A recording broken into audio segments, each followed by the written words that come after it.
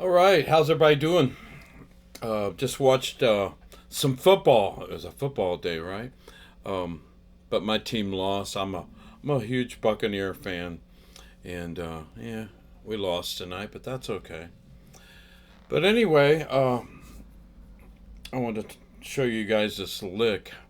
It's in uh, it's in the key of A. It's a nice jazzy blues lick, and it's probably more of a swing jazz feel lick, but I can I kind of use this lick when I play a Texas shuffle or some kind of a blues shuffle. I use this lick, although I don't even remember where you know, I say stoled, you know, but I'm sure I learned this from somebody listening to him. I mean that's how we learn. I know I preach that, but you know, I hope I never get sued by somebody say, "Hey, man, that was my lick."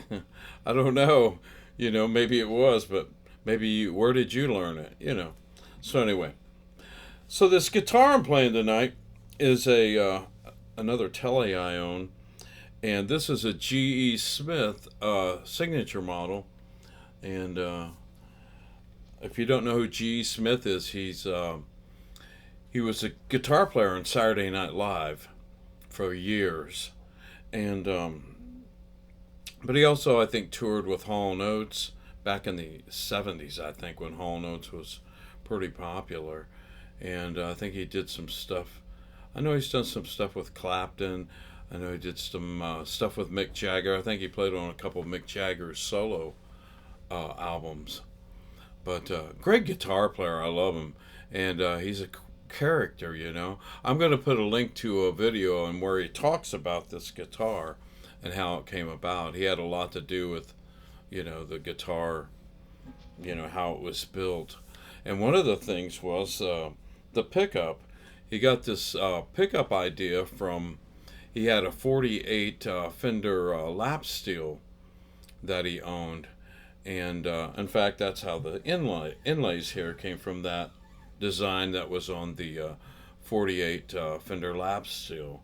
So it's got some cool, appointments on it. But the cool thing, this pickup, he noticed when he owned the lap steel. I'm sure he still owns it. Just watch the video; it's a cool video. But he talks about this pickup and how it was done on the lap steel. How it was the pickup was screwed down into the body. Well, Fender don't do that with their Telecaster pickups, except for this one, I believe. Now, maybe since they've built this guitar, maybe they've done a couple others that I don't know about. But so this bridge pickup is actually bolted down into this body, and this is a nice ash body, by the way. I believe that's what it is. It's beautiful, transparent, cream. He was playing a red one. It looked cool. It was a candy apple red looking thing. But and I think he had another one there. I think he had one with a rosewood neck, which was sweet too. Um, but so this pickup, this bridge pickup, because it's screwed down into the wood, it has a little thicker sound to it when you play it. Because most bridge pickups on a Tele, they have that really twangy, country sound, I guess they call it, you know. But this one has a thicker sound. I own a bunch of Teles. I have a couple 51s. I don't play them. I just keep them in the case. But so, but those guitars, the bridge pickup on most Teles are real bright and real, and that's how the country guys like it. I get it. I don't play country very well. I try to play a country lick here and there, but trust me, it's not the real deal. I think I talked about that in another video. My DNA is classic rock, Clapton, Hendrix, da da da. So once you create a DNA in you, and I'm going to say there's exceptions, man. There's some cats I hear and everything they play sounds like the real deal. But I'm not one of those guys. But I can play a country lick and it sounds like a rock guitar player playing a country lick, you know. a country guy can do that same lick, and you go, oh yeah, that's country right there. So anyway, but this pickup, I'm gonna put a little distortion on here. Not much gain, but you'll hear.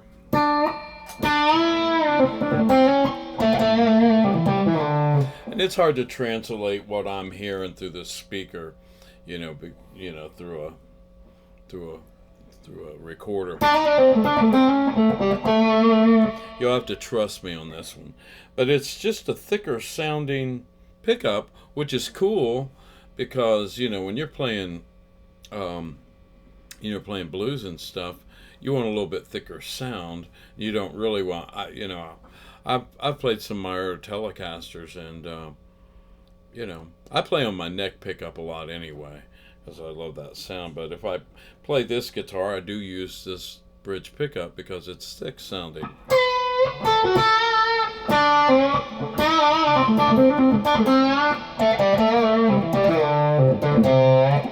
But so that's a cool thing about it, and I guess it created that sound from the pickup being,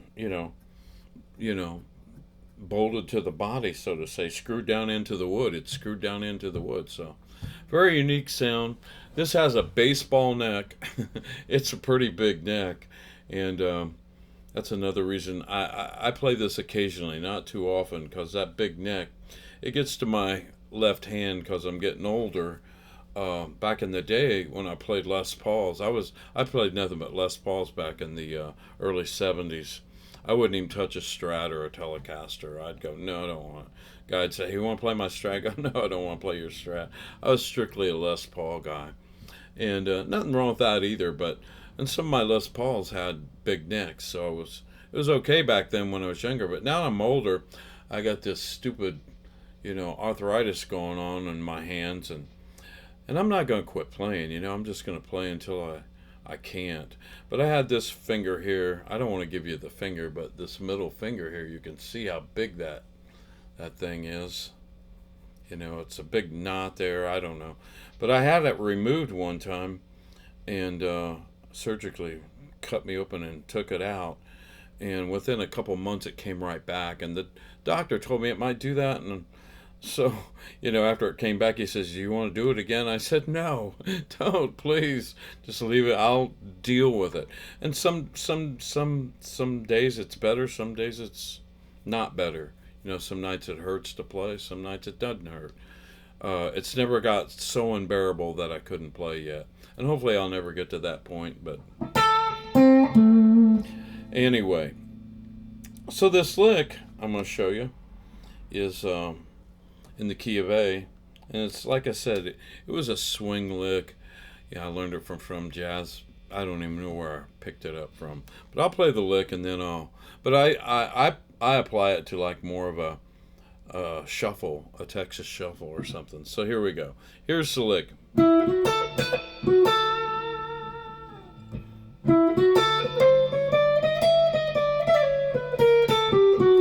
I screwed it up, my bad. Wow.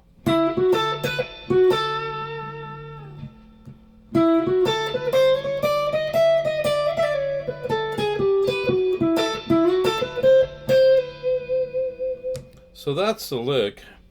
Now, when I play it, I use a bend on it when I'm using, because I play it with using a little bit of distortion, so it sounds like this. And I put a little more vibrato on that note there.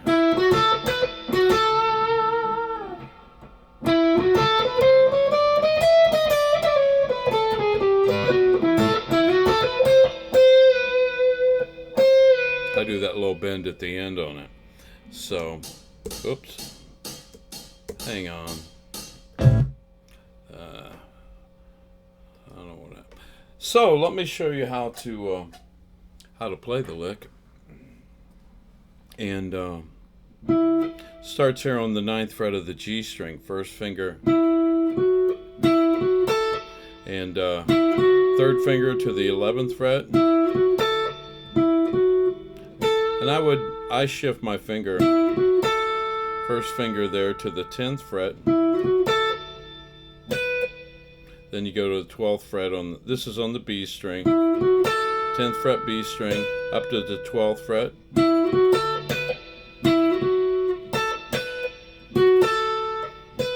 Then you go back to the 11th fret of the G string second finger, then to the 10th fret of the B string first finger. Then you come back up here and on the 11th fret of the G string, back to the, excuse me, 9th fret. I'm sorry about that. 9th fret with your first finger to the 11th fret of the G string third finger, to the 10th fret of the B string with your first finger. Then I'm going to use my fourth finger here on playing this note on the 12th fret of the B string because I'm getting ready to do this chromatic passage that I'm going to be reaching here. So that's why I use my fourth finger here. So let me play up to there.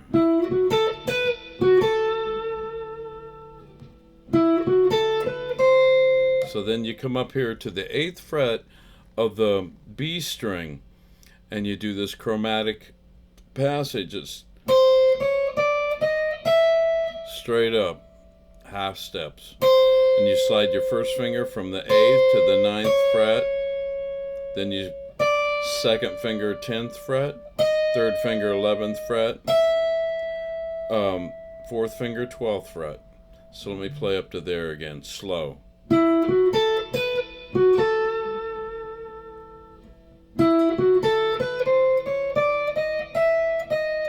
Then you chromatically start there again on the 12th fret. So you go. When you get to the 12th fret, you descend and do a chromatic down to the 11th fret with your third finger to the 10th fret, and then you do a pull off on the high E string. This was on the high E string, all this. Then you do a pull off from the 12th to the 10th down to the 9th with your fourth, second, and first finger. So let me play up to that point.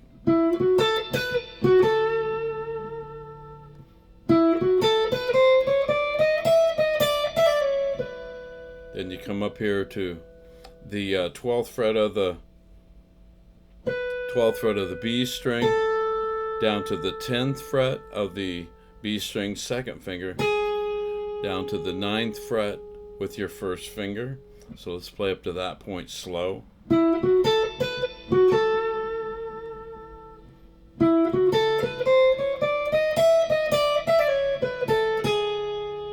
And this is the tricky part. You go to the 12th fret of the G string with your fourth finger, roll it down to the 12th fret of the B string. So let me play up to that point.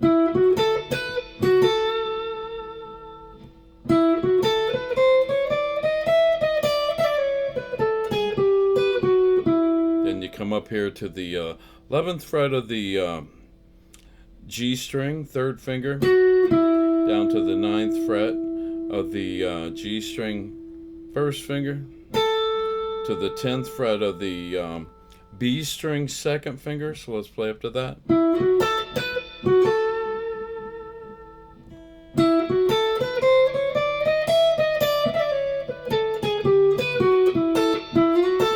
Then you slide from the 9th fret of the G string with your second finger to the 11th fret.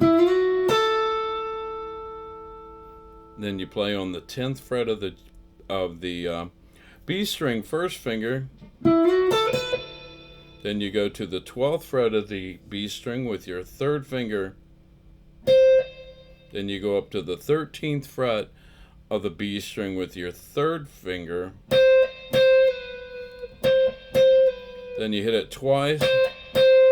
Then you slide down on the third time that you hit it.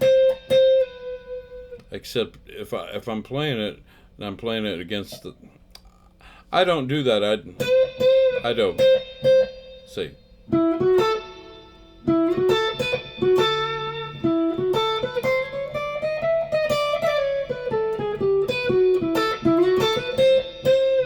I do that. You can play it that way. I think the original way I learned it was the guy slid down, but I do a bend and release there on the 12th fret. I only hit this note once on the 13th fret.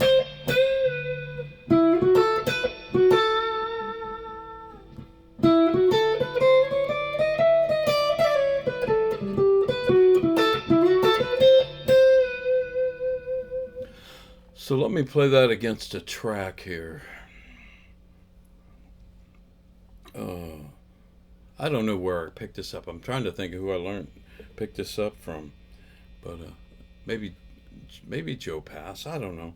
Anyway, it's a cool lick, and I apply it to playing like a Texas swing over a Texas swing feel. So let me play this.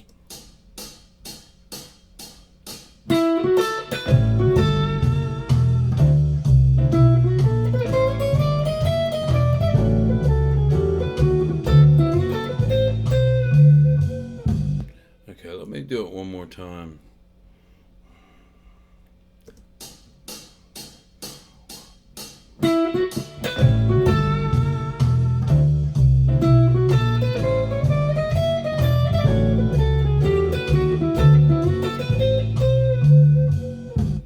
So let me do it with a Texas swing feel or a shuffle.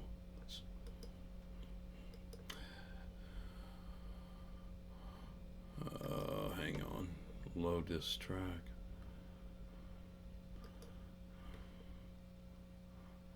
And this is like over A. It's a quick change to the D, then down to the 4. So I may play it now with a little bit.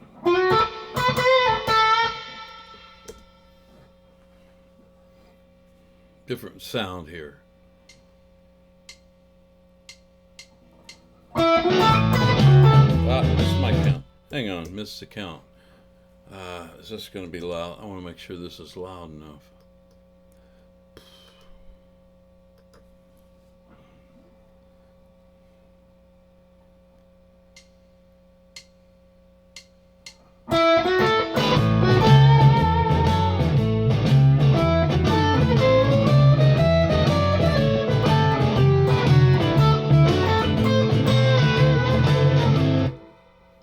So one more time. So you can hear how, you add a little distortion to the same lick and it takes on a kind of a different feel and meaning for sure. Put a little more vibrato on that note and a little bend at the end.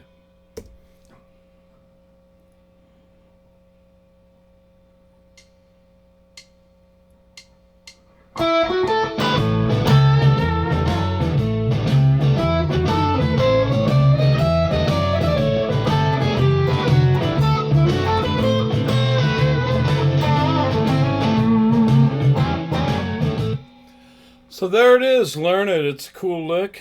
And I'm going to put a link to go check out the G E Smith video. Like I said, he's a cool guy and a really fine player. And this guitar's, aside from the big fat neck, it's, again, some days it feels good, some days it doesn't. It's a cool guitar. All right. Keep practicing.